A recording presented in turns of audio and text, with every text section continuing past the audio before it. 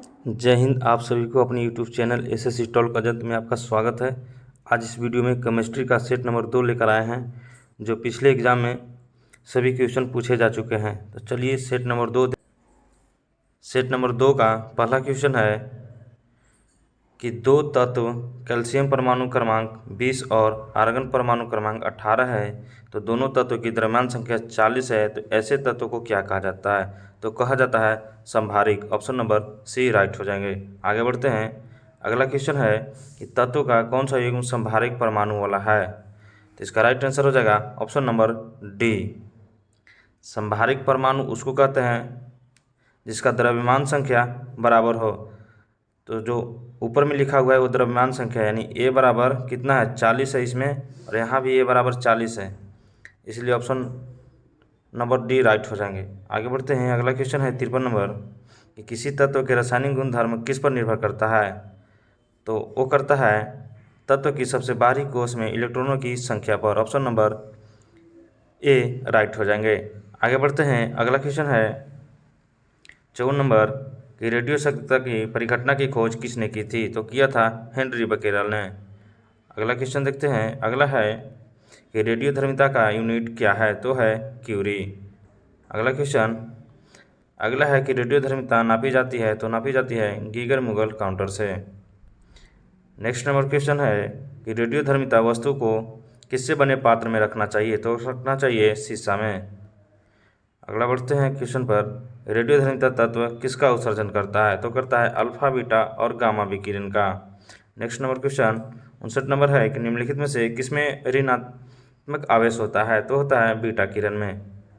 60 number question है कि निम्नलिखित में से किसके उत्सर्जन से संभारिक उत्पन्न होता है? तो होता है बीटा किरण से।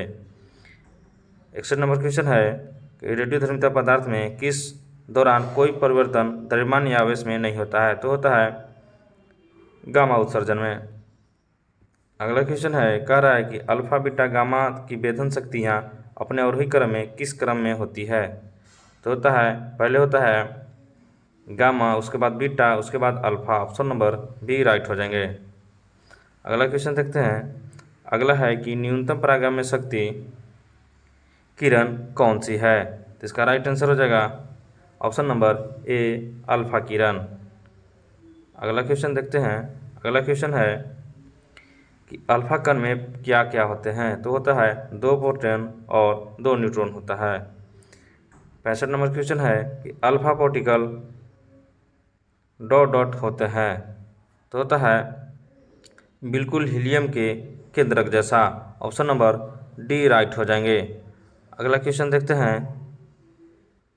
अगला है 66 नंबर क्वेश्चन कि ये अल्फा कण में 2 धनात्मक आवेश चार्ज होते हैं, इसका द्रव्यमान निम्न में से किस एक के लगभग बराबर होता है?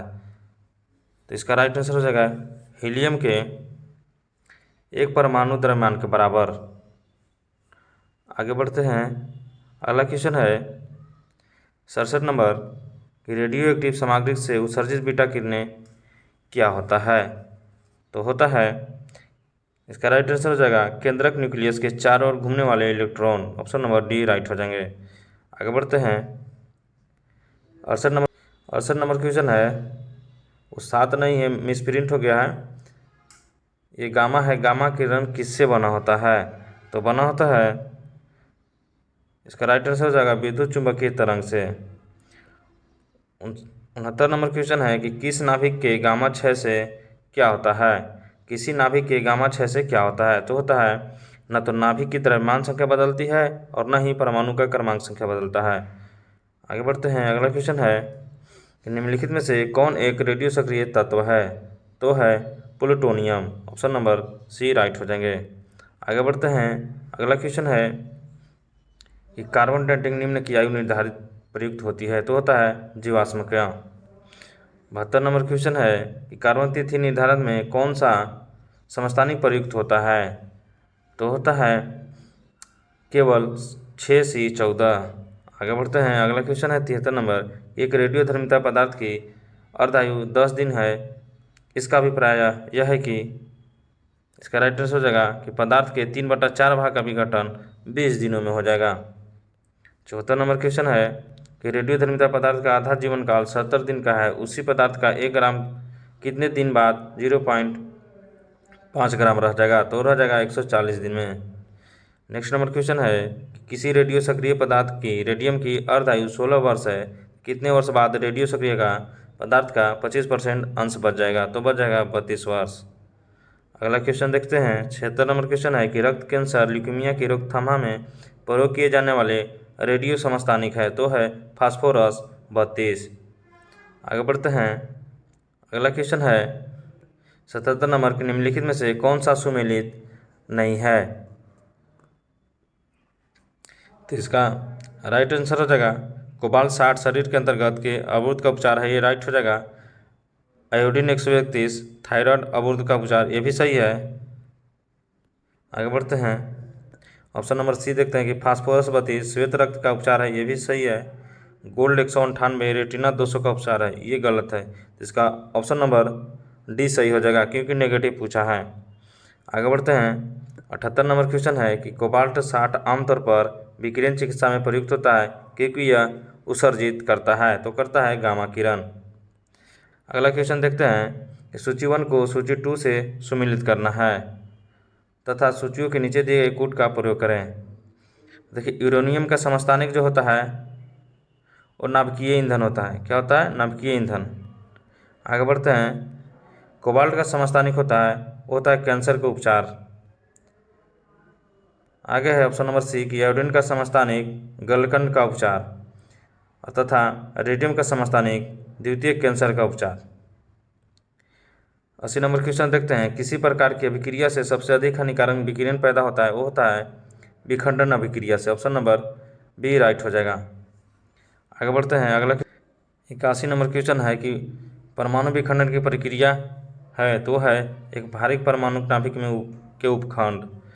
आगे बढ़ते हैं। 82 नंबर क्वेश्चन है कि नीचे एक अभिकथन है और एक कारण दिया गया है। चलिए देखते हैं। अभिकथन कह रहा है कि परमाणु विखंडन की घटना अत्यधिक ऊर्जा उत्पन्न करता है, सही है। कारण है कि वह प्रक्रिया जिसमें एक नाभिक 2 भागों में टूट जाता है परमाणु विखंडन कहलाता है, दोनों सही है। तो इसका राइट आंसर हो जाएगा अभिकथन और कारण दोनों सही है, और कारण जो है अभिकथन की उचित व्याख्या है। ऑप्शन नंबर ए राइट हो जाएगा। 83 नंबर क्वेश्चन देखते हैं। कह रहा है कि परमाणु बम जो है किस सिद्धांत पर आधारित है? तो इसका राइट आंसर हो जाएगा नियंत्रित नाभिकीय विखंडन पर। ऑप्शन नंबर सी हो जाएगा। आगे बढ़ते हैं। 83 नंबर क्वेश्चन है कि परमाणु बम किस सिद्धांत पर आधारित है? तो है अनियंत्रित नाभिकीय विखंडन पर। अगला क्वेश्चन 84 नंबर क्वेश्चन है कि परमाणु पर फोस्टन किसके द्वारा प्रेरित होता है? तो होता है अनियंत्रित श्रृंखला अभिक्रिया। 85 नंबर क्वेश्चन है कि जापान पर गिराए गए परमाणु बमों के नाम क्या थे? तो थे लिटिल बॉय और फैटमैन। अगला क्वेश्चन देखते हैं। 86 नंबर है कि वर्ष 1985 में नागासाकी में गिराए गए बमों में कौन से विस्फोटक प्रयुक्त किया गया था? तो किया गया था प्लूटोनियम। 87 नंबर क्वेश्चन है कि न्यूक्लियस संलयन के दौरान निम्नलिखित में से क्या होता है?